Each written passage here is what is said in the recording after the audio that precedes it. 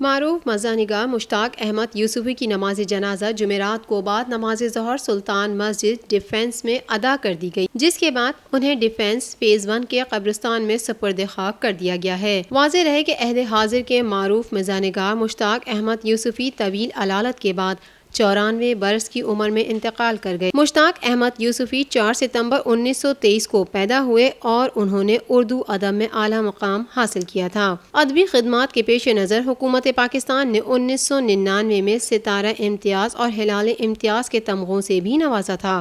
مشتاق احمد یوسفی کی کتابوں میں چراغ تلے، خاکم بدہن، زرگزشت، آب گم اور شام شیر یارہ شامل ہیں۔ انہوں نے ہم سب کی حسن لطافت کو بھی اور ذوق لطافت کی، اس کی آبیاری کی ہے، پرورش کی ہے۔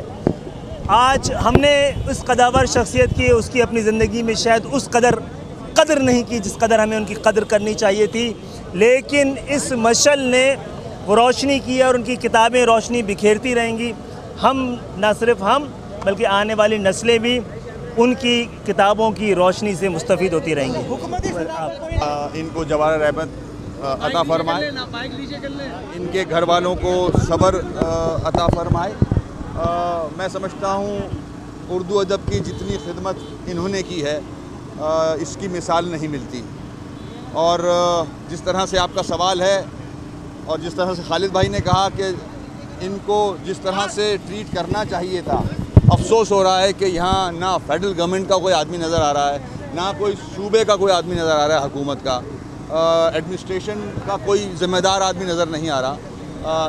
اگر یہ پالیسیز ہیں اور یہ حال ہے، اردو ادب سے اتنا لگاؤ ہے، تو اللہ رحم کرے ہمارے ملک پہ بھی اور ہمارے پالیسیز پہ بھی۔ اللہ کا شکر ہے کراچی کی حکومت یہاں موجود ہے۔ 99 برس اللہ تعالیٰ نے عمر دی اور اس پوری عمر میں انہوں نے اردو مزاح نگاری کی امامت کی، اور کوئی یہ کہتا ہے کہ اردو مزاح نگاری کا عہد یوسفی ختم ہو گیا۔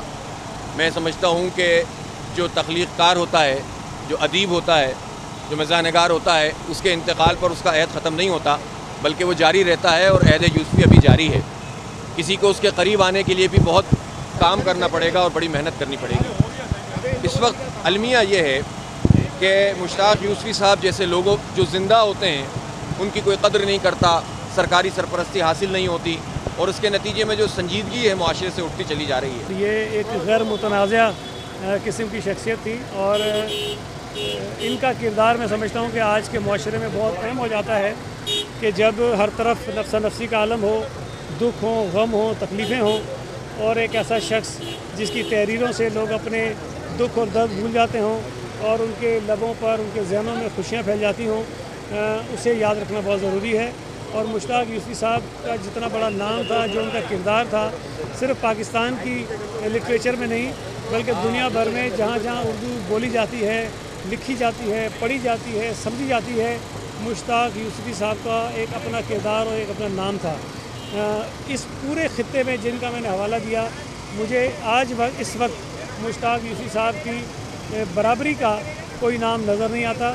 ہمیں دعا کرنی چاہیے کہ اللہ تعالیٰ ہمارے معاشرے میں ایسے لوگوں کو زیادہ بھیجے تاکہ وہ ہمارے دکھوں اور دردوں میں، غموں میں کمی کے لیے اپنی تحریروں کو استعمال کریں اور ہمیں کچھ لمحے خوشیوں کے دے سکیں۔